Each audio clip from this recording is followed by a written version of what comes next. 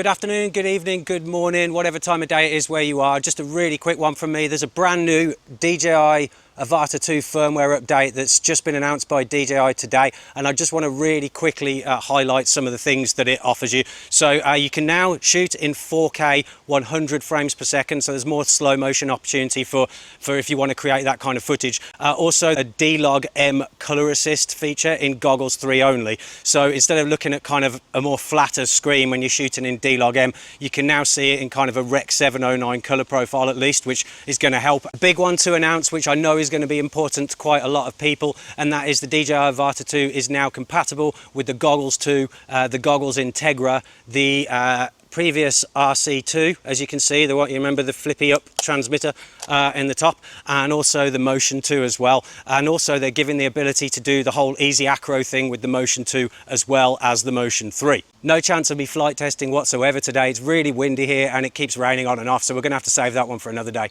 So yeah, get all your devices up to date and get them all updated on the latest firmware so they'll all work together. Happy days, and drop any comments or anything like that. And yeah, good to chat to you all again. Speak to you soon.